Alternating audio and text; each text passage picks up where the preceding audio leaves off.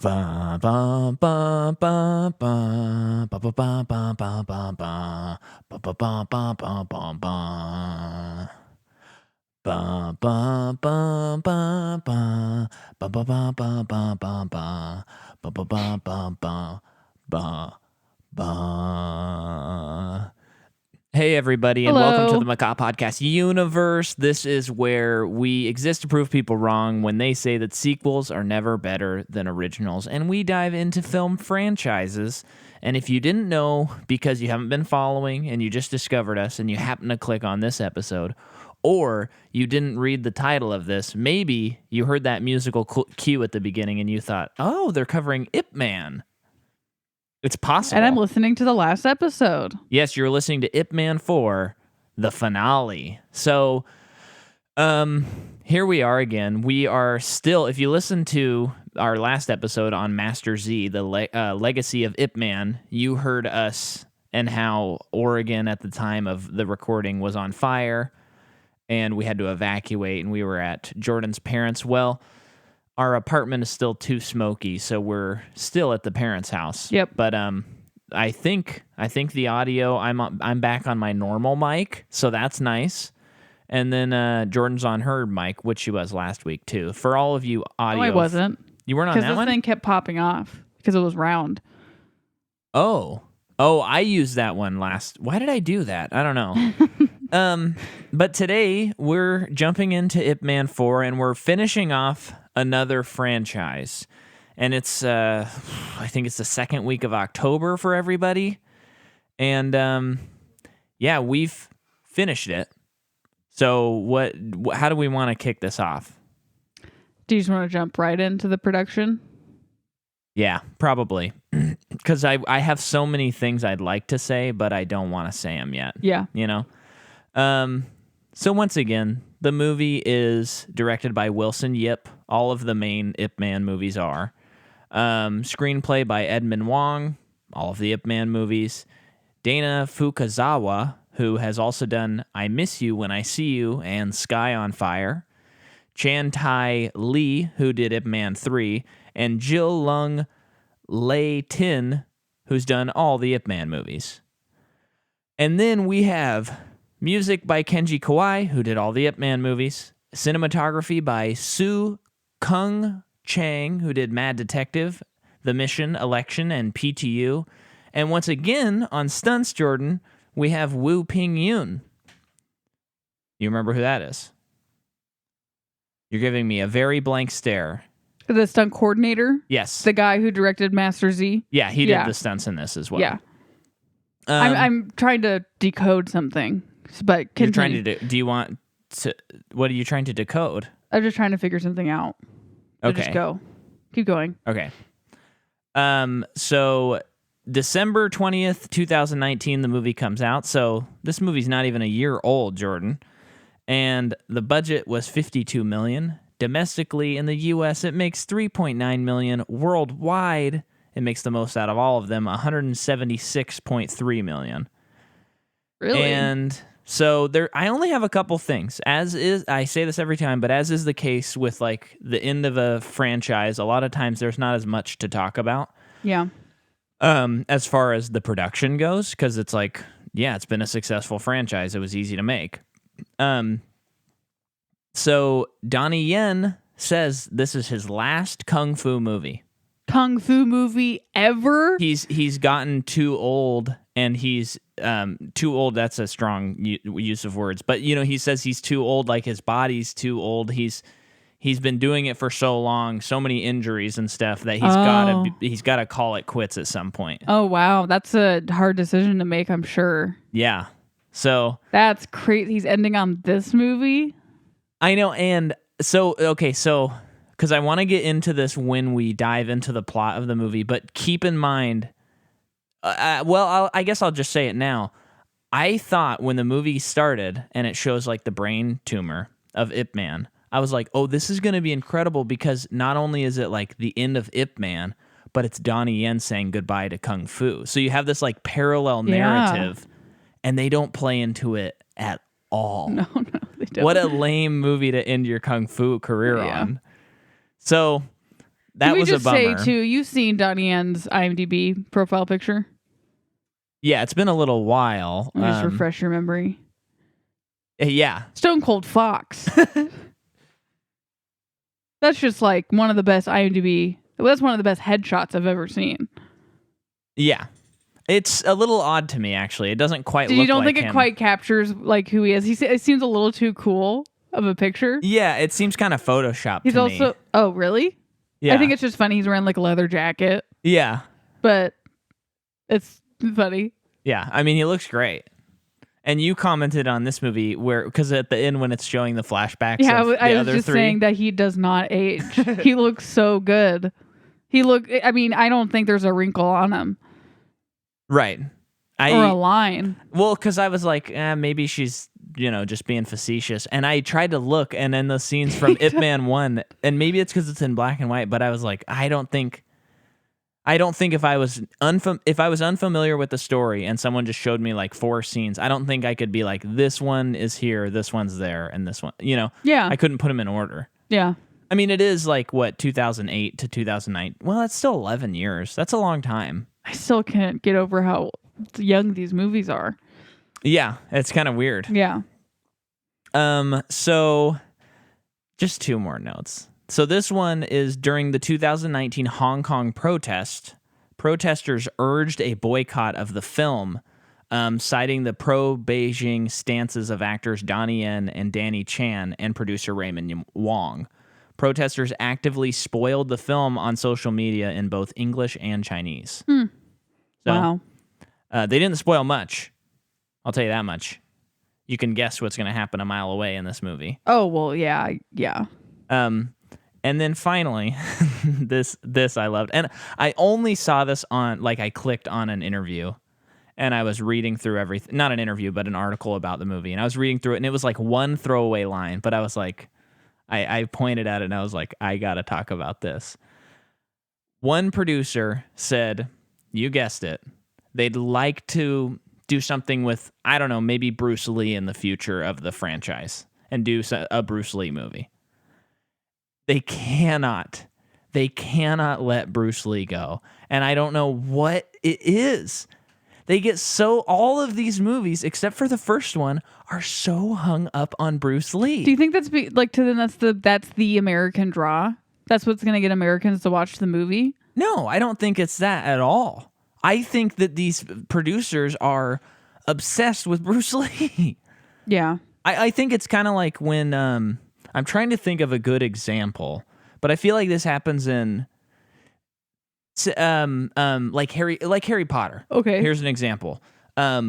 You get to the prequel movies, Fantastic Beasts, and they're not like, hey, let's just trust the source material. They're like, oh yeah, but we really got to have Grindelwald in this series. And it's like, what are you talking about? Nobody cares if Grindelwald's in it. And they're like hung up on Grindelwald, and Grindelwald's got to be in there, and Dumbledore's got to be in there. And it's like, I don't care about them in this. That's stupid.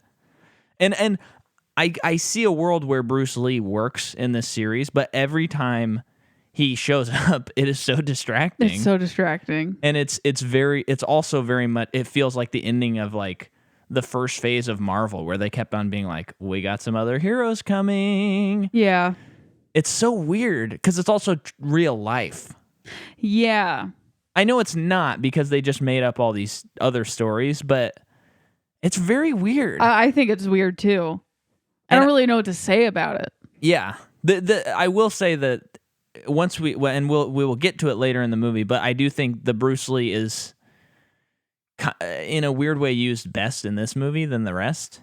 Because he does a little bit. Yeah. More. And the actor's like super good at imitating him. And he has the coolest fight in the movie. I do have some beef with him. And I can't wait to hear it. Okay. Do you want to go now? No, we'll wait. Okay. So that's what I got for Ip Man 4. So in this movie, we have Scott Adkins, who plays the captain guy, military guy, big guy at the end that they fight. He is in Doctor Strange. Okay. Did not know that. And then he's like a henchman or something. He is, isn't but he's enough that he has a name. Oh, really? Like Lucian or Lucian.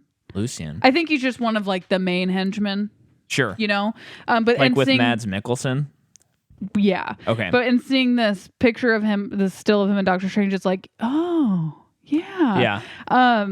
But he's also in Expendables 2, of course, Legacy of Lies, Avengement, Triple Threat, Abduction, No Surrender. And if you just look up his IMDb, you will see nothing but action movie covers. This guy is an action guy Well, and through and through. I want to speak a second about him because he's in a movie called Accident Man. Yeah. And in that movie, I have not seen this movie, but there is, I believe, a villain named Jane the Ripper. And it is played by past guest of the show, Amy Johnston. Cool. And if you haven't heard our Ip Man 2 episode, we had Amy Johnston on. But I didn't realize, I'm getting the impression from a select group of people that Scott Adkins is like one of the guys. Yeah. Like one of the guys to watch. I don't think this was maybe a good show of what he can and can't do. Although his stunts in this are pretty impressive. His martial arts. I'd say his acting wasn't that bad. I just think that he was poorly written. Yeah, I think it's more that too. Yeah. But yeah, from what I can tell, he seems kind of like the like modern day like Steven Seagal would maybe be Okay. a parallel where Okay. where it's like it's not necessarily like totally mainstream, but I think there's a lot of people that are like, oh, a Scott Adkins movie is out, I'm gonna buy it and watch it because it's gonna be great action, and he does, he does most of his stunts whatever like insurance will allow him to do. Yeah. And he does some crazy stuff apparently. Yeah, this is just like a part of the movie world that I have no idea about because we had been talking like he's on VFX. Well, he's not on it, but they talk about him on an episode. On the Corridor Crew VFX. Yeah, the Corridor Crew. And I remember watching that episode and like thinking like, oh, cool, this guy must be like a really like under the radar like action dude. Because they were showing some stuff from his movies and they look like very low budget movies. That being said, the action looks great. The fighting looks awesome. Sure, yeah. And then we're watching this movie and it's like it's like, okay, I just feel like I'm supposed to think that this guy's awesome. But I don't really know who he is because I've seen so little. Like when he's seeing his filmography and seeing a lot of the judging a movie by its cover, it's like, oh, I would never watch these movies. Yeah. Doesn't mean that they're bad because I'm not even like giving them a chance, but they're like a little too expendable. right for me. Right. But it like I thought he did good in this movie. He was serviceable acting wise. Yeah. And the fighting, he was really good at fighting. Yeah, Obviously, there was that's that his great thing. scene where he's just like kicking everybody. Yeah, he loves the kick, I guessed that he was 6'4". We found out he was 5'10". which is still big. It's still big, but he just looks huge in this movie. He's wearing boots, so maybe he just is a little bit. He maybe is like 6 feet. But in my head, I was like, man, I want to see him stand next to Dave Bautista because I need some comparison. I wonder if he would look so small. Wait, do we know how tall Dave Bautista is? I will look it up when you start Okay. the next actor. Okay, so the next Bruce Lee is played by Danny Kwok Kwan Chan. He is in Kung Fu Hustle. Yeah, Kung Fu Hustle. He's also in Ip Man 3 as Bruce Lee. It is the same guy? I thought it was a different actor in this one. I would not have known that in the last movie it was Bruce Lee based on solely appearance. Uh-huh. And then in this movie, it's like, wow, they nailed it. This guy looks like so much like Bruce Lee to me, and I think it's the hair. Yeah, in the last it movie, must they didn't be do that. his. Maybe he, in their minds, it's like, oh, he's not that icon yet, so we can't give him the hair. But he has like such iconic hair to me that he like in this movie, it's like, yeah, that's Bruce Lee. Yeah, that's interesting. And I feel like in the previous movie, I guess I thought it was a different actor too, because like in the previous movie, he did the like thumb thing, He did it in against this the movie. nose. No, I know, but he like did it, and he was like, "Hey, what's up? I'm Bruce Lee." And in this movie, he like played it down a little bit, and it felt more like, "Oh, that's a real person that existed, not a caricature." Yes. I have the report on the Dave Bautista height, but I want to set the scene here. You know that if you're listening to this, don't take forever. if you're listening to this podcast, we like to set the table. That's what we do. Michael and then likes to set the table. We set the table. Please. Chris Pratt is 6'2", Yeah. Dwayne The Rock Johnson is 6'5". Wow. Dave Bautista, 6'6". Whoa. He's a big He's big. boy. I love that he is big on screen and off screen. He is just big. He's so big. He could Man. have starred in the Tom Hanks vehicle. Big. He's so good. Yeah, I love him. I love him so much. Wonder what his parents look like. How did he get I'm not that gonna look big? that up right now, but Okay. So Danny Kwok Kwan Chan is also in Shaolin Soccer. Wow, a lot of movies with titles I can't pronounce. Kung Fu League, Be Calm and Be a Superstar, Blind Spot, and a ton of other stuff in Chinese cinema. okay. And then Wait, are you gonna tell me your beef with him? You said you had some beef with this no, guy. that goes into the story. Oh, okay. Not the actor was fine. Was fine. Okay. I thought it was I just need specifically Bruce Lee written into this movie. I have see, a huge I see. beef with.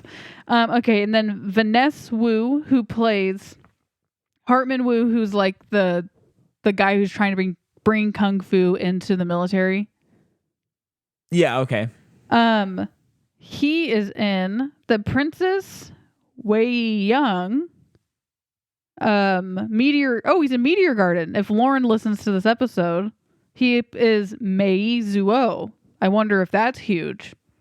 What is Meteor Garden? Oh, that's that show that Lauren and Chloe watch every Friday. It's a Chinese drama. Oh, okay. Yeah.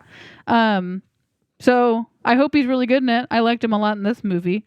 And then also he's in On Children, Undercover versus Undercover, and a ton of other things in Chinese cinema. And then we also have, so you said that the like guy that he needed to get the recommendation from is in Crouching Tiger, Hidden Dragon. I thought he was in. Nah. No. Okay. That's the thing I was trying to crack. Because I see. looked at his IMDb picture and he looks pretty young. And I know that movie came out in 2000, so it's not that old of a movie. Like, Well, he that's could have what been in it. I was confused too, because I was like pretty sure it was that guy, and then I was like, but this guy looks young.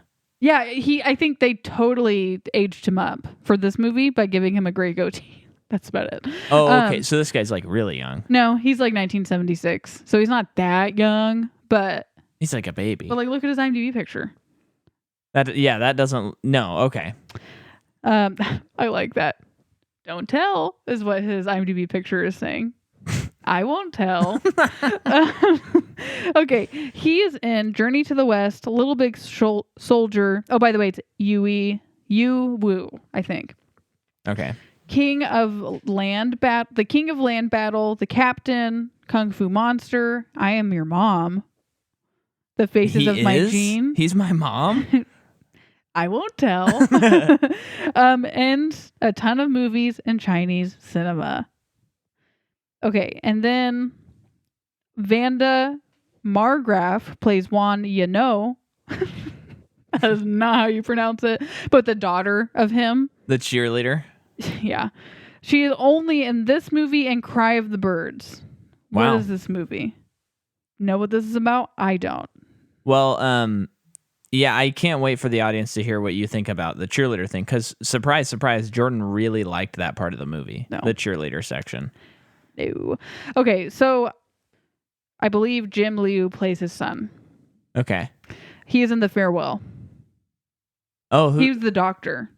Remember the part in the movie when they're in the hospital and he speaks English? He's also in Variant, Strike Back, The Windsor's Chen, Little Milo. Looks like quite a few indie stuff, actually. And Rush. Jeez. Like The movie Rush. the Ron Howard movie? Yes. Oh, man. Okay.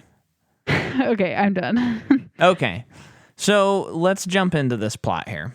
So we see a karate gym. I think it's Bruce Lee's gym. And we see Ip Man and his face. I think it's like a stadium. I think there's Is a it? tournament going on at a stadium. A Okay. karate tournament. And we see Ip Man's face, and he stays stagnant, and the shot behind him changes, but he doesn't. To 1 month before. Yeah, and it shows he's at a doctor's office, and they say you have cancer. Mhm. And Do they give him a date, like you have X amount of No, they pretty much told him it's hopeless though. Okay. And right here, like the music's swelling and I'm like, "Oh, is this going to be the best one?" That's what I thought. Yeah, me too. And again, I thought of the thing where I'm like, this is Donnie Yen's last kung fu movie. It's Ip Man about to die. Like this is a perfect like ender on that part of his career. Yeah. This is going to be amazing. And the movie never recovers after Yeah. this. A very steep decline. So it shows Ip Man, and he's in China. He's with his Wing Chun students, and this guy from America comes in, and he's like, "Hey, yo, how's it going? Oh, I don't know what you guys are doing. Oh, you don't know how to do Wing Chun." And he like walks over to this guy, and he tries to stop him from practicing, and then this other teacher is like, "What are you doing in here?" Yeah. Which is what I'm thinking as well. And then Ip Man comes in and he's like, "Hey, you know, I came here because Bruce Lee, you remember Bruce Lee, wink, wink, wink, wink. And he has a karate gym in San Francisco and he wants you to come. Here's a ticket." And I'm like, "What? Yeah. So this I guy think this guy was sent to Hong Kong for only like a couple hours to get off the plane, find Ip Man, give him a plane ticket, a book, and then to just hop back and go home. Well, it didn't make sense. Yeah, it made no sense too because later in the movie, Ip Man keeps calling home from San Francisco. So it's like, yeah, I mean, why didn't you just call him? I mean, maybe Bruce knows that it needs to be some kind of grand gesture or like a goodwill kind of thing to like send one of his disciples. It was so But of course, jarring and Ip weird. Man being such a, I don't know, wonderful, I don't know, humble person, does not accept the plane ticket. It's kind of like, that's nice, but I'm good. Yeah. This is right after he learns he has cancer too. So it's like, I'm good. And then I believe it's right after that you find out that his son is in a fight in school. Yes, son, singular. Yeah, what happened to the second son? No.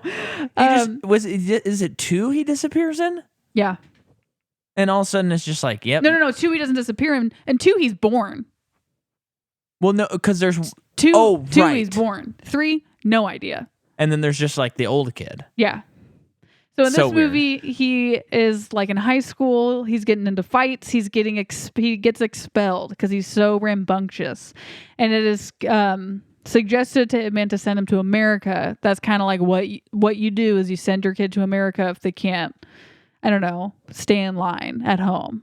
Now this is like the first after looking back on it, you know, this to me is the first moment where it's like, I feel a contrived plot point. Yeah. So like big check mark right here.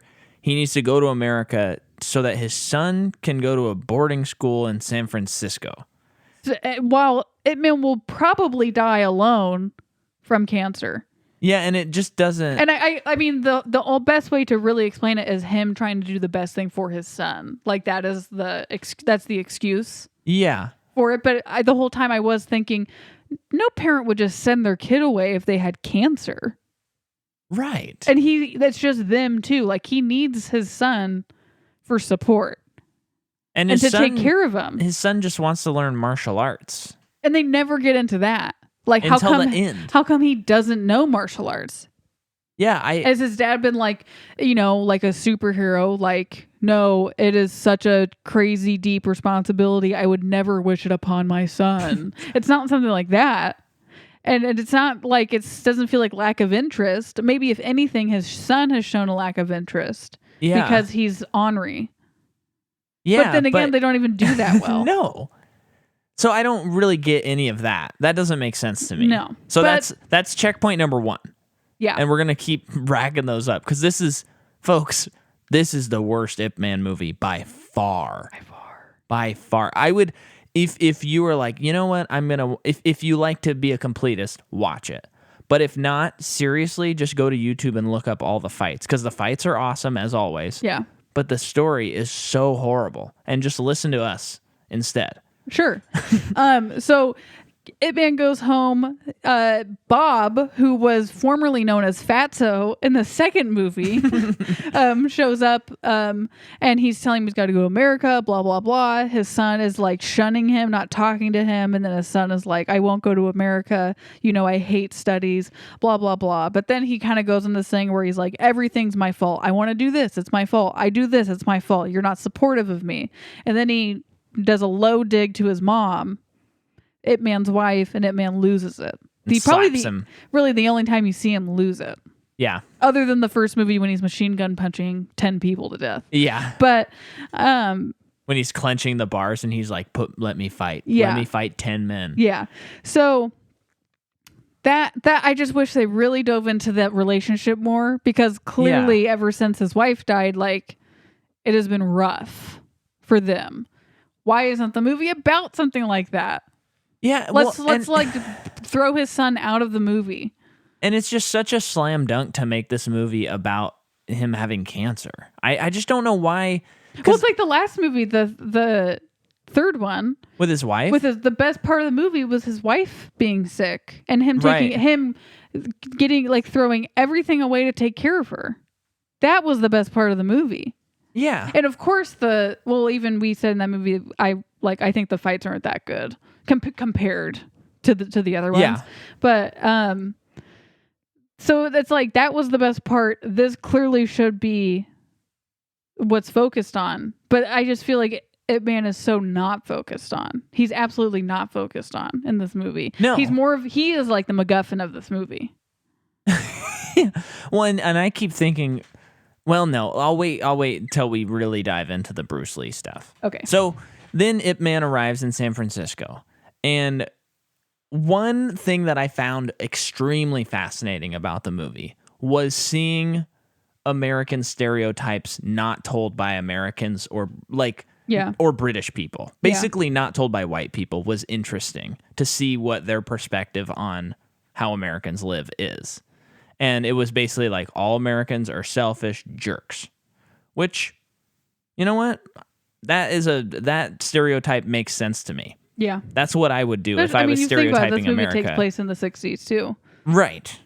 So that was kind of I'll give it like it was interesting to see how they dealt with that as an American, because usually it's like most movies that we see, it's like America's the good guy. Yeah. Which is like so stupid most of the time. Yeah. But and so seeing that other perspective, I found interesting. I found it interesting. That's not why I'm watching an Ip Man movie, unfortunately. No. And when he does go, he is trying to get the... Well, okay, so first thing he does, I guess, is meet the Benevolent Association. Yes. And this was kind of cool. Yeah. Because he meets them and he's like, I need a recommendation for my son to go to a school. And they're like, yeah, well, whatever. Your student, Bruce Lee, published a book in English, and he is teaching non-Chinese people martial arts.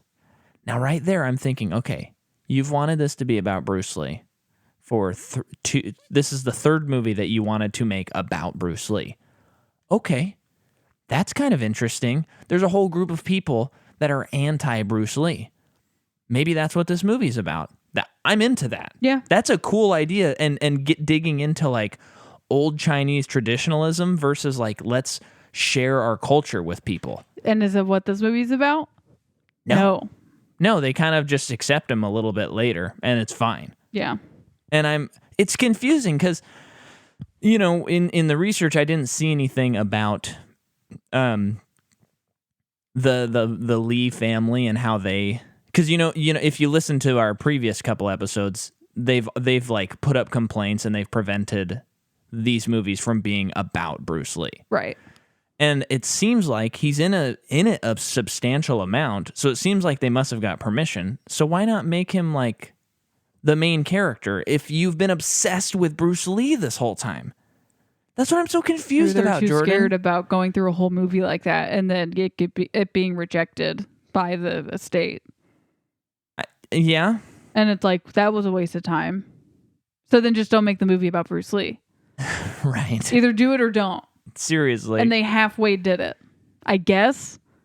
It's so weird. But in this scene, there is a cool lazy. I mean, I have never seen a lazy Susan fight. Yeah, one would almost say that Susan ain't so lazy in this scene. No. Do you want to describe it a little more? They're so pretty much the what's his name? I'm gonna try and find his name. Wan Zong Hua, who is the main guy. Master Law, I think, was his character name. Okay, let's go with that. Okay. Master Law. He's like, if you drink this tea, you will be one of us, and I'll do it. I'll write the recommendation, which pretty much is like, that's just you saying screw you to Bruce Lee. Yeah. So he, on the big lazy Susan, slaps it over to him, and he will not drink it. So then they're trying to slide it back and forth, or spin it back and forth to each other, and that's about it. And then they push it back and forth until the table shatters. Yeah. And I was like, okay, and this then is gets cool. Up, so bows politely and says, "Thank you, goodbye." Yeah. Does the cool fist in the hand thank you thing. Yeah. And then there's like a guy walking around with him, helping him to get the recommendation letter. So they're trying other places, just not working. And then soon after this is when he meets with Bruce Lee, right? Yeah. So he goes to his karate gym first. It's a tournament. And while he's there, there's like Americans who are like, this guy's faking it. Yeah. And that sets up this next scene. Yeah. And my beef with Bruce Lee, I guess we already talked about it, but and be careful. The estate might shut down our podcast because we're talking about Bruce Lee. Well, my issue with it is I guess that he's in the movie at all, because he is one of the big reasons why Ip Man went to America, which I think is the worst thing that could happen in this movie, is him going to America. Uh-huh. I like true crime, so I decided to make a true crime podcast where I cover true crime stories year by year. And I hate true crime, so I decided to beef up my wife's true crime podcast by telling people what was on TV during each one of those murders, or who was winning that wrestling match during that awful rape. The result is American Timelines, where we cover strange, fascinating happenings. And sometimes silly stories, and even birthdays. Didn't you always wonder when Don Cheadle was born? No. Didn't you at least wonder what the #1 song was when Don Cheadle was born? No. Well, what did you want to know? Just about murder. Sweet, sweet, grisly murder. Well, sometimes you talk about UFOs or ghost stories too. Yes, those are cool too. And who hasn't wondered what episode of 227 was on during a haunting? Everyone. Download and subscribe to American Timelines by History for Jerks. You can hear it on Apple Podcasts, Stitcher, wherever you get your podcasts. It's better than it sounds. It really is. American Timelines by History for Jerks, the greatest podcast ever. Don't do it. I didn't want to watch an Ip Man movie to watch America. And that being said, I know you did say that like it is interesting seeing another country do American stereotypes. If anything, it's kind of refreshing because America has constantly done it. So it's like, what do you want to say about us? And I know that a big part of this movie is about racism. But I think it just feels so wishy-washy. The stance on racism is clear, obviously. Yeah. But it's like, if you really want that to be the movie, okay, no Bruce Lee, and no cheerleader. The movie. Oh my gosh, we haven't even talked about the cheerleader. The movie yet. is only about the military. Like, Ip Man comes over for who knows what reason. Okay, fine. If you have to have Bruce Lee in it, he can come over for that reason. But then he gets caught up in the military stuff because one of Bruce Lee's students is in the military, and learning about that the military is using karate, which I forgot to look up the difference between karate and kung fu because they keep differentiating the two. Yeah, and the military is resistant to kung fu for some reason. Yeah. So then Ip Man comes, and then the whole thing happens with the military. That kind of happens in this movie, and like the Scott Adkins character is racist. So like that's the movie. If you really want to make that point, right, you have to commit to it. Well, and I agree with you that the move to America seems like a lazy like writing exercise. Yeah. I think they probably got excited about the Bruce Lee thing. Yeah. And every time Bruce Lee was on screen, I just imagined the editor in his editing bay editing the movie, and then Wilson Yip behind him just being like a dog panting and just being like, yeah. But it feels like, you know, sometimes you'll watch a series and they're like, oh, we got to mix it up, so let's change the setting. Yeah, and you're like, that's what well, it feels like. I do like that I'm seeing new visuals, but that's not enough to make this differentiate from the other movies. Yeah. And this movie is different than the rest, but it's just like I don't understand why they went to America. I really don't. I don't either. And part of what I liked about the other movies was kind of peeking into the culture. Yeah. I thought that was fun. Yeah. And so maybe part of it is like I just don't care to see him go to America because it's like, I don't know, I live here. That's not that interesting to me, as opposed to what could have been, if that makes sense. And it does make me curious because this is a Chinese movie. What Chinese people think about this kind of like location change. Yeah. Because I wonder if it was something that was more favorable for the Chinese audience, because they were really making it for the Chinese like movie market. Hey, and if you're Chinese, let us know. We want to know. Yeah. That'd be cool to find out. Yeah. Because I can only speak for myself as an American, that that's not why I watch an Ip Man movie or why I want to. Right, so it's like, if I was to rewatch any of them, it's for sure not going to be this one. Oh, no. I will not watch this movie again. Yeah. So then Ip Man meets Bruce Lee in a diner, and he's like, hey, can you help me figure out this recommendation? And Ip Man goes, yeah, I got you. Or, I mean, Bruce Lee goes, yeah, I got you covered.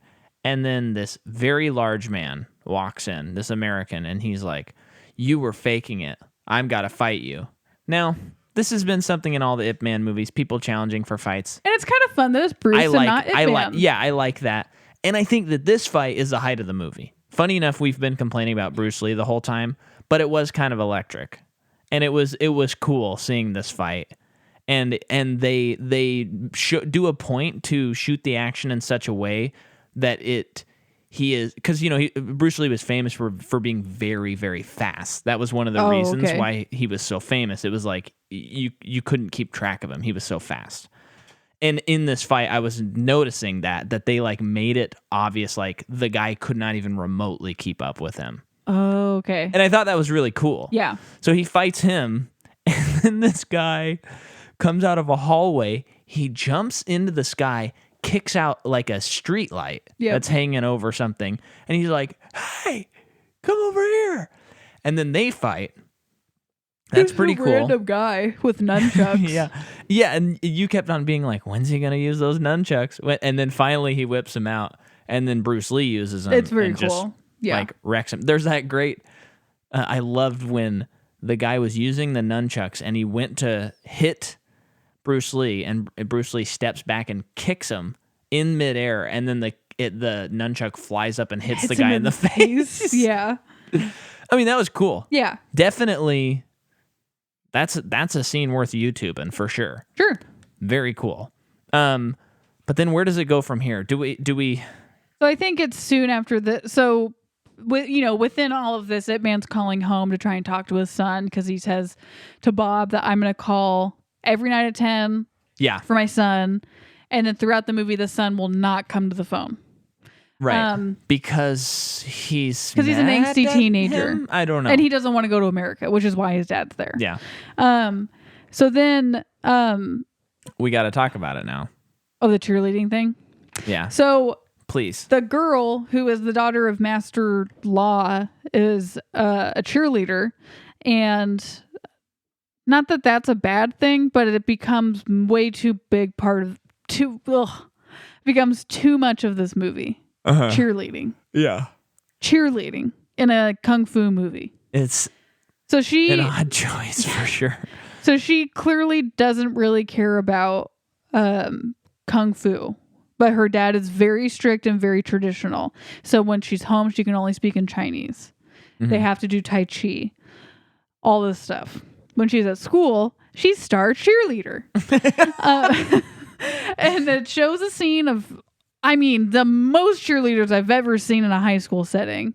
Yeah. And we went to a small high school, so I guess that's not saying much. Jordan, come on. It was the 60s. Everybody was a cheerleader and their which mom. is just such a bummer. Such a bummer that these movies have so little female characters, and that when they have one that's kind of a big player, it's a teenage cheerleader who doesn't use / know kung fu.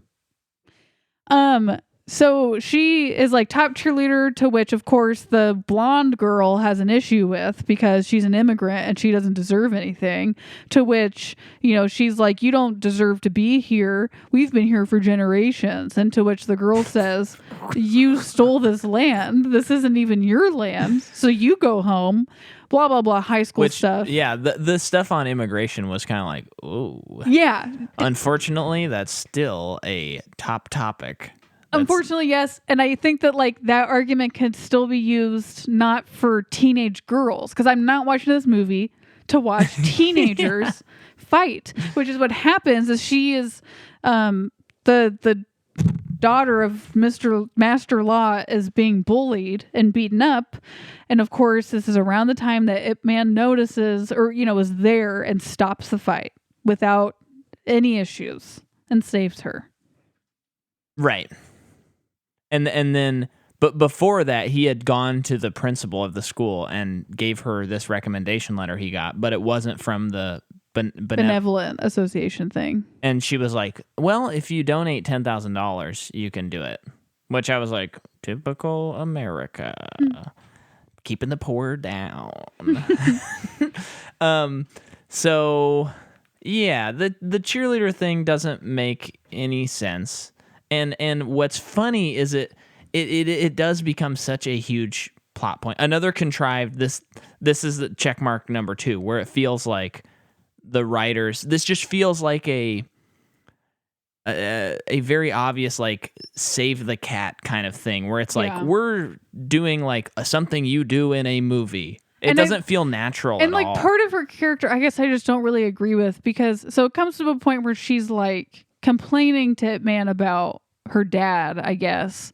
And he asks her, is cheerleading your passion? And she's like, no, I just like it. And so it's like, okay, so I don't care about, if it was your passion, sure, I guess I can get behind it. But she just likes it. Doesn't she later say it's her passion, though? I don't know. I don't remember. But it pretty much that conversation evolves into, she's like, I'm going to perform my cheerleading thing in front of everyone in Chinatown on the Mid-Autumn Festival. And it's like, you're going to put something that you like today above what your dad is responsible for putting together to honor the Chinese. You're going to put something that you're not passionate about just because you like it over that. I just can't get behind that. To me, that's a really good point. I'm just like, oh, so that's kind of disrespectful towards your dad. And I don't agree that, and I don't even remember in the conversation if Ip Man's like, do it. I think he's just like, not really saying anything. But they do accomplish. It is a moment like this where it's like, oh, why are we not live streaming these podcasts? Because I just wish people could see your facial expressions on this. It's so funny. Yeah. You're so right, though. And then it gets to a point where when I do like when they do this stuff in writing, because earlier in the movie when it was his son saying all the things about how everything's his fault, this girl was saying pretty much the exact same thing about her dad, to which it was a turning point for Ip Man. Yeah. His eyes were open to, oh, this is what my son has been trying to tell me. Mm-hmm. So he does have a soft spot to help her. But I think because the movie's so poorly written, I just don't really care. Right. And I wish I was like, well, why isn't your son here? Why aren't you going on this journey with your son? I don't know. It's so weird. And what's funny is so the American blonde girl that she winds up scratching. What I just love is she comes home. This is one of the worst scenes I've ever seen in a movie. She comes home and all of the American actors, because we know the language and we have seen American acting and know it very well, it's bad, very bad. And I don't know if that falls on the translator or the director or the I overdubs think- or whatever. Well, I think it also just falls on the movie doesn't have the biggest budget. I know it had a pretty good budget, but it's like yeah, 52 million. they're not spending that much money on the American actors. Right. That's not a priority. Right. 'Cause But they it is like sucked. it is yeah. It's just interesting because like in Master Z, Dave Bautista has a really it's not like an amazing performance, but it's like what it should be. Yeah. But in all the other movies, like any English speaking performance is very bad. Yeah. Like very, very bad. But it's so funny. It is this okay, actually everyone that I said don't watch it, you should watch it because this scene is like top tier, like And it bad. gets worse than this. But the girl comes home and she's like, "Oh my gosh, this girl beat me up at school." And then the mom grabs her phone. she calls the dad, who is apparently like the sheriff of the town or something. I don't know. And No, I think he's an immigration officer or something. that's right. And she goes, "Oh, I wish you weren't on this business trip. You need to come home." And then she's pretty much says something like, "You need to send these people back where they came from." But I just love, "I wish you weren't on this business trip." Yeah. It's crazy. Yeah. Which spurs this guy to arrest everyone in the Chinese Benevolent Association.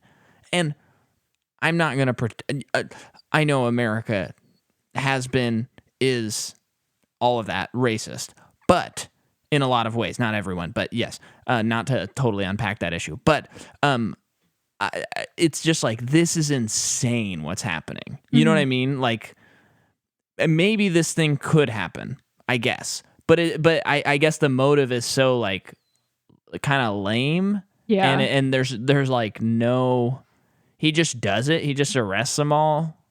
With no probable cause. Yeah, but I mean I guess as far as like as far what I understand from like the immigration stuff is they do those sorts of things because they can get away with it. So Yeah. I guess in this just 'cause movie it just seems really odd I'm not in this convinced. movie. I'm not convinced. Yes, because that's a good way to put I think it is possible with good writing to reveal that people are arrested on less. I Yes. think you can do it. This movie does not do it. It can't. Like it's not convincing that that guy is scummy enough to do that. Yeah, he's just kind of like, "Hey, honey, okay, I guess I got to arrest him now." And then there's that one guy.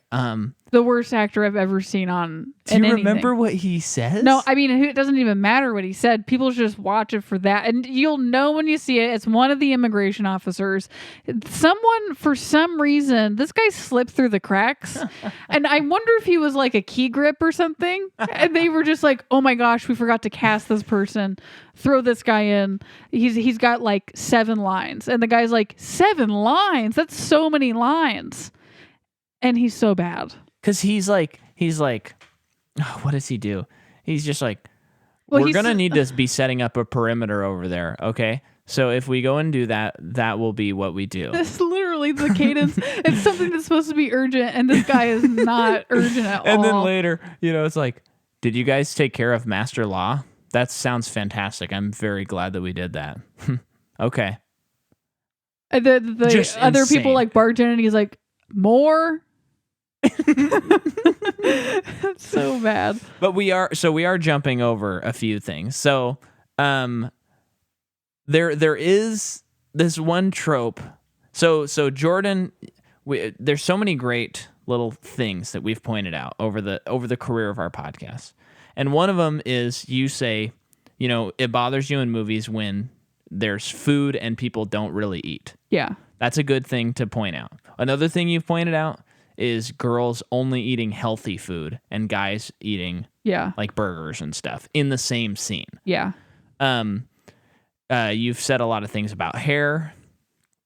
There's a lot of other good ones that you have. These nice little particular things that I love. But I want to add one to our if we had a Wikipedia or a Reddit, I want to add the trope of a girl either forcibly getting her hair cut or cutting her hair, and it looks cuter than it looked before. because that happens in this movie. It Yeah. happens in It Chapter 1. It's like there's always that scene where the girl's like, you know what? I'm cutting off my hair.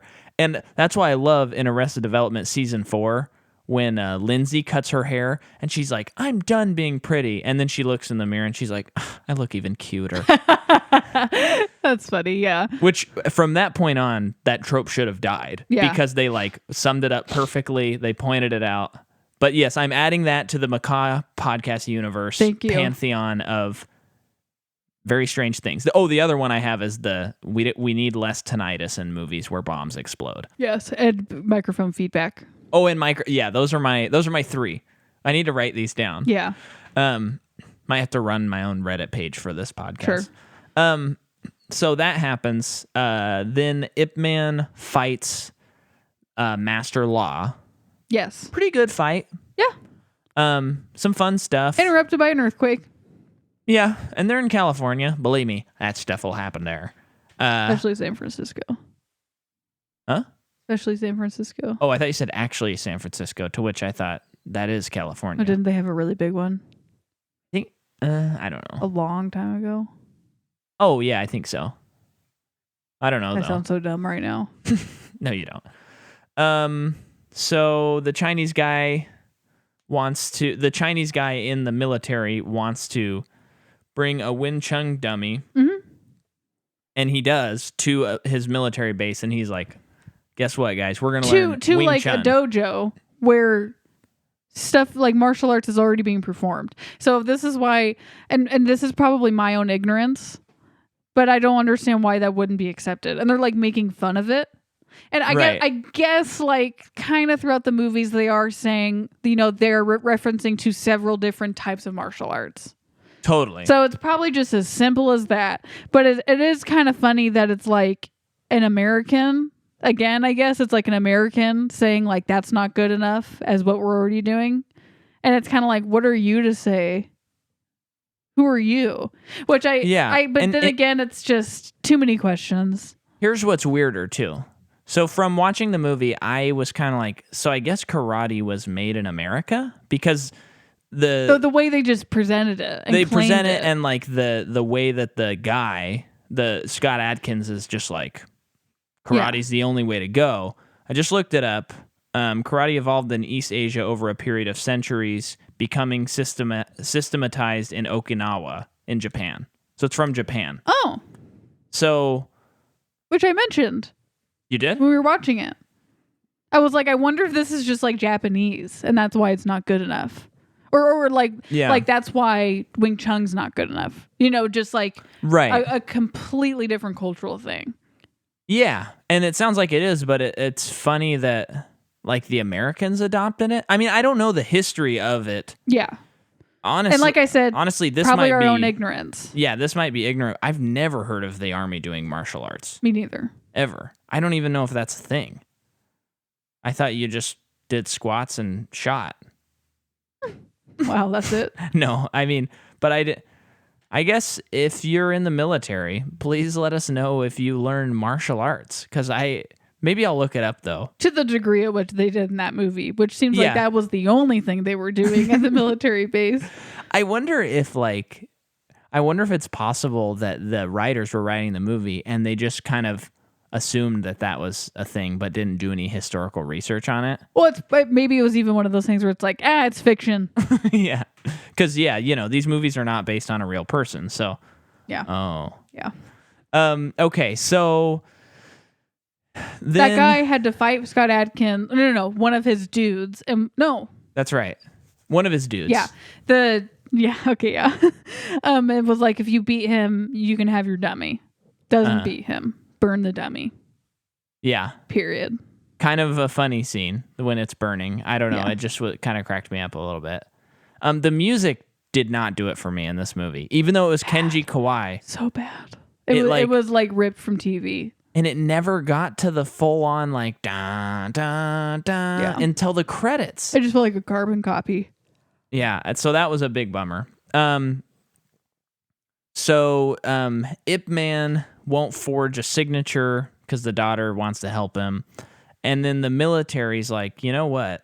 Because that guy, the Chinese guy in the military, I'm not calling him a Chinese guy flippantly. I just mean he's from what I remember, the only Chinese person in the U.S. military. Sure. That character. He like goes up above Scott Adkins' head and he's like, hey, check out this Wing Chun.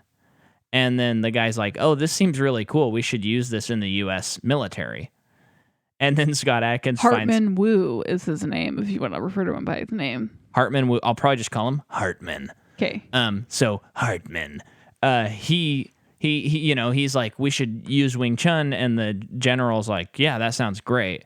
And then Scott Adkins finds out about it, and he goes Hulk mad, and he goes on a rampage, and he's punching people and stuff. Or no, that's a little bit later.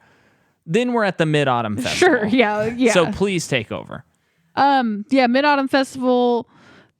There are demonstrations being performed of kung fu, martial arts. The daughter is there with her pom-poms ready to get up on stage. Thank goodness we don't get there, which also though furthers, who cares about the cheerleader thing? She didn't even get to do her thing. We didn't even give it to her. So why do we spend so much time on it? Whatever. But the Scott Adkins right-hand man and his cronies in their karate uniforms show up to kick ass and take names. Great. Now I have to put an explicit tag on this one. You said ass, Jordan. That's a major swear. So all of the kung fu masters, not all of them, but several of them fight them one by one, and that is at the point in which we are introduced to the really badass girl kung fu master. Yeah, she was cool. Who was like, dang, that sucks that she's only in this part of the movie, and she's doing awesome. She is so cool. Pretty much though, Ip Man swoops in, saves the day. Hartman is filming this, so he films Ip Man taking down this guy. Yeah. Again, really great fight. Great fight. Great. It's Yuen Wing Pu. I mean, come on. Yuen Wing Pu, the guy who directed Master Z. Oh, yeah. Sorry. He's doing the fights. Come on. It's really gonna be great. good. Shortly after this, so Mr. Master Law is arrested during this time. And that's when we meet the worst actor. Yes. And it's warned that the other benevolent association people will be arrested, so they hide out with Bruce Lee, which does tie in together they rejected him, but he still, accepts them because they need help and he'll give them asylum. Well, then Scott Adkins is like, I want to fight everybody. So he goes to the Benevolence Association. Right. He just does these insane kicks and just kind of kills everybody. Not actually, but he kicks them all. And then he goes down to the station, finds Master Law, and he's like, hey, Mr. Father of the cheerleader, get out of here. He's military property now. Yes. And then he takes him back to the base. And at this part, so kind of throughout the movie, the daughter has been complaining about, saying how everything's her fault. And see, this is another thing that they didn't touch on well enough that I think they could have done better, is showing the dynamic between immigrants with a daughter who is fully integrated into American culture. Totally. But she still has Chinese culture. Because in that part of the movie, she is begging the immigrations officer by kneeling before him. And her dad is like, no, you don't do that. And it's just a really great moment. But it would have been so much better if they spent more time on it. Yeah. It's that classic thing that happens sometimes where they pick a bunch of random things and they never amount to anything. Yeah. It's not nearly as bad as this, but in the 2019 movie Jonker with Joaquin Phoenix, it's they're let's talk about mental health and let's talk about society and class systems and this crazy person, but we're not going to make any statements about it. I recently saw an article and I didn't click on it because of lack of interest, and I can't remember the publication, but it said that the studio offered Joaquin 2 more movies of Jonker. Please, no. I don't think he would do it. I don't think he's that kind of guy. I hope not. I don't want him to win another actor for not eating a lot. Yeah, I don't think he would do it. And also, here's a side note. Academy, it's time to stop rewarding actors for losing weight. It's not that interesting. Give it to the best actor, not someone who lost weight. That's stupid. Or Yeah. gains weight. Like That's Kang Ho. Kang Ho was a much better performance than Jonker. So actually, everyone in that movie is a better performance. Yeah. I am biased. I've learned to hate that movie, but Joaquin does do Joaquin's a good actor. great He's job. amazing. He does a great job, but I mean, it's just aimless. It's there. We don't need to talk about it. We don't But need we to. can talk about Kang Ho's song as long as you want. Okay. I did see. Oh, I don't remember what it was called, but it looked like a kung fu movie. Not with Kang Ho, but with the guy from Old Boy. And Han-sik Choi. yeah, I'll have to look it up and before this episode's over. But it looked like the cover. I was like, "Ooh, this could be a good one." And I think it was like it. I'm gonna look it up, but you have to Get take me over in while I do there. it. I want to watch that movie. I wonder if Kang Ho has any action stuff. That guy is just an international treasure. And I haven't said this on the podcast before. If I haven't, I will say it again. Some people might think he is like the Leonardo DiCaprio of Korea. No. Leonardo DiCaprio is the Kang Ho Song of America. Oh yeah, That's Kang Ho Song. it's a movie called Crying Fist, and I feel like somebody from one of these movies is involved in it in some way, but I can't remember Okay, so the who. cover. But the cover, it's like kind of a bad cover, but I still kind wanna of see it. love it. And it's called Crying Fist. I mean, Yeah. I want to see that. Yeah. Anyway, Man, there's probably so much of the kick punch thing. Remember, Oh, yeah. several Yeah, Bong Joon-ho movies have oh, and the it's most got intense kick punch this thing. guy in it too. Oh, that guy is in... I mean, he was in Memories of Murder. Yeah, he's the lieutenant, and then he's in The Host and Okja. The host. and yeah. Yeah, he's the grandpa. in he's Okja. like a frequent Bong Joon-ho Yeah. guy. Oh, love that guy too. Yeah. I should have looked at his name. Okay, we're back to the movie. We had Okay. our little side tangent. So here's something I want to talk about. Well, of course, Scott Adkins kills Master Law when he brings him back to the base, and Doesn't then kill him. I thought he killed him. He incapacitates him. He incapacitates him. Then Ip Man fights him. It's a pretty great fight. Fright. And fight. It's a frightening It's fight. scary. No, they fight him. It's pretty great. He does a really There's an does insane a move. really intense move where just to try and describe it briefly, where they're at that standstill, who's gonna make the first move? You see Yeah. it in every kung fu movie. Mm-hmm. And Scott Adkins makes his move, and Donnie Yen does something you would not be able to suspect, and like bows down and gets him from underneath. Yeah, like kind of like punches him through his legs or groin or something like that. It was great. Crazy. And he like beats him to a pulp. Yeah. And so that's like your finale of Ip Man. He goes home, he makes good on with his son, and then he starts teaching his son how to do Wing Chun, and then it shows clips from the previous movies. Mm-hmm. And while it's showing clips from the previous movies, it's that classic like nostalgia thing where I was like, wow, like this was like it almost tricks you into forgetting like how bad the movie was that you just watched because Yeah. you're seeing all these fantastic clips from this movie. Yeah. But here's, I feel like the best parallel. This series is very Rocky to me. Okay. So Rocky first, Balboa Rocky? like Rocky, yes, the Okay. series of Rocky, very much so in that like you have Rocky 1, which has all the heart and all that stuff, and you have Rocky 2. We'll kind of mix that in with Ip Man 1, and then the series continually it kind of gets like more bombastic and less well written as it goes.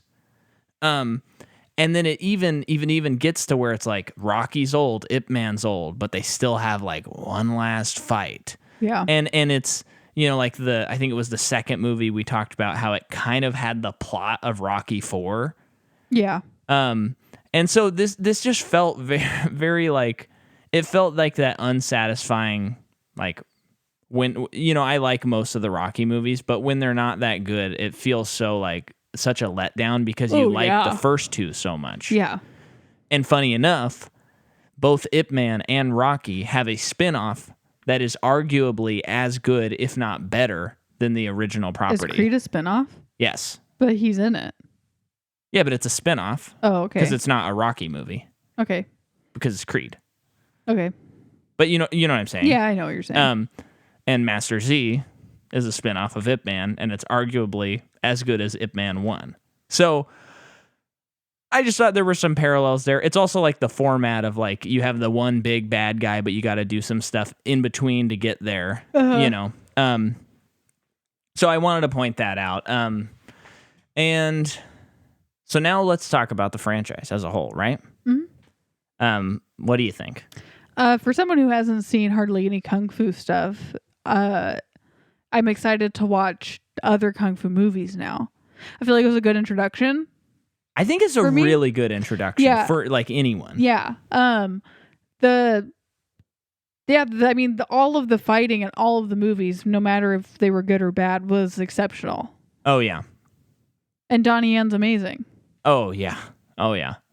I know because of this and because that list Amy Johnson gave us, which again, you can go to Letterboxd, Meltar Man. I got the list on there if you'd want to watch the movies that she suggested to start on. Yeah, we've been kind of slowly working our way through that list, and it's cool because it feels like kind of like when we were first getting into Bong Joon-ho. It's like here's like an entire part of cinema that we have not experienced. Yeah.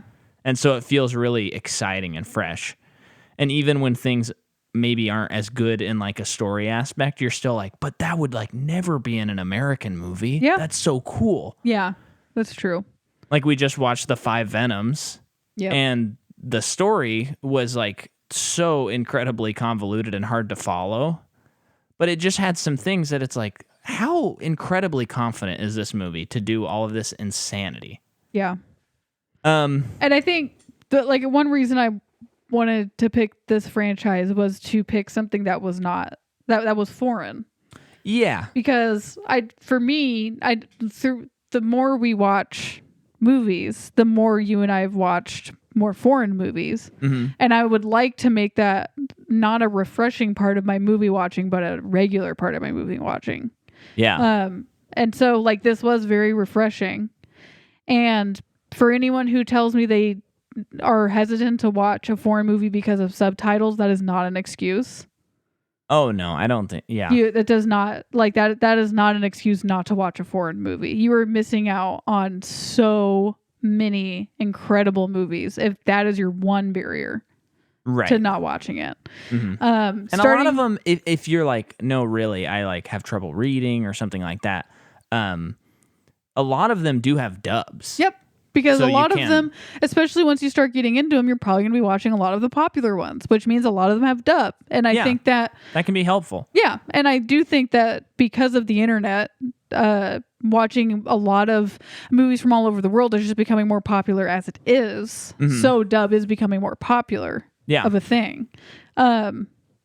Usually the dubs, except for the Studio Ghibli movies, are usually not as good. Yeah. But I mean, if it really is a barrier, but you want to experience it, then that's a good way to start. Mm-hmm. I like to hear the language it's in. Me too. I prefer that. A lot of it's kind of fun. And I feel like a movie like Parasite is a really good foreign movie to jump into because, I mean, I feel like it takes you like 2 minutes and you don't even remember that you're not speaking the language because the movie's so laser pointed, it's so visual, you could even watch it without and get it. And you would know what's going on. And so when you're watching it, after 5 minutes, you don't remember, like I don't remember that I'm reading while I'm watching the movie. Yeah. So it's like Bong Joon said in his Oscar speech when he said, once you get past that little 1-inch barrier, though, you can see so many more interesting movies. Yep. Really cool. It's true. And I'm glad we did cover a Chinese franchise. Yeah. I've been meaning to watch Ip Man for years, so this was like cool to finally watch it all. Yeah. As a whole, I like the series. I don't love it. I think because the action is so good, it's so worth watching, and I would recommend it to pretty much anybody. But in the future, what I want to see, scrap the Bruce Lee project you want to work on, just crank out those Master Z movies, because Master Z ruled. Yeah. And you weren't tied down to the historical stuff, even though after the first movie they didn't really care about that.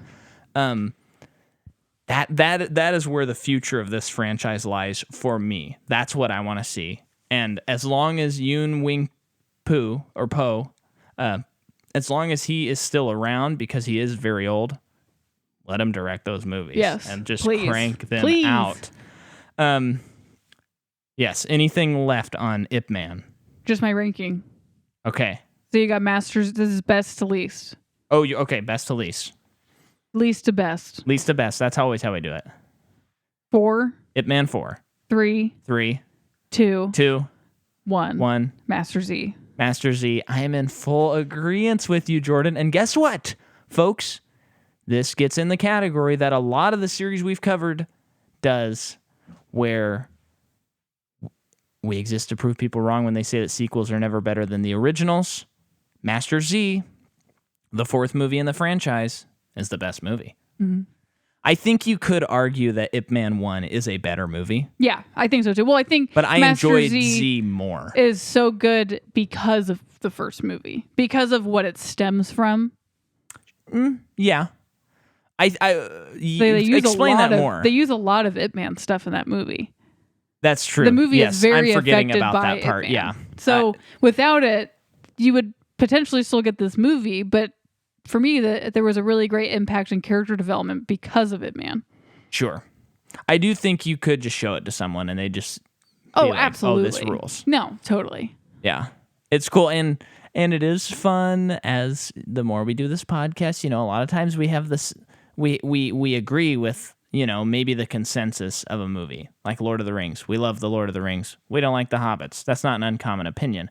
But every once in a while, we have a series like this where Master Z is the least successful of the Ip Man movies, and people think it's okay, from what I can tell. And we get to tell you, actually, it's really good. Mm-hmm. And if you think it's just okay, maybe try giving it another chance. Mm-hmm. Or just listen to our episode twice. Sure. And rate us and review us on iTunes, please. And subscribe. If you haven't done that already, come on. And if you want to listen to our Patreon episodes where we cover movies that only have 2 entries, MPU the sequel, this month we're starting Monsters, Inc. Do that. That's patreon.com/MicahMcCaw, MICAHMCCAW. And I think that's all I got to plug. Cool. Just keep a lookout on my Instagram @OutOfMicah. No, I don't think there'll be any new music. If you want to see some spooky artwork, it is now Drawtober Yes. that I will be posting stuff for. And that's @JMMcCaw. JM_McCaw. Okay. Yes, follow her because she posts some of the most unbelievable art I've ever seen. And this October, I've seen some of the Drawtobers that she's working on, and they are absolutely bonkers. I will be shocked if she doesn't win some of the prizes. It'll probably be just because she won last year, so they won't give it to her a second time. That would be the only reason. Because, oh my gosh, especially Wolf's Feast. Midnight Feast. Oh my gosh, that one is so good. But then the carving one, oh, I love it. I love you, and I love your art very much. It's so good. Next week, we're getting scary because it's October, and we're doing a horror franchise. We're doing Insidious. So I've never seen any, and I'm a little nervous, folks. I don't know if I can do 4 horror movies 4 weeks in a row that are scary. So, good luck. And it looks like in that 4th movie, there's a little monster with keys on his hands. Ooh, that's cool. Yeah. So, Jordan's excited. all right. Thanks for listening, folks. Bye. Bye.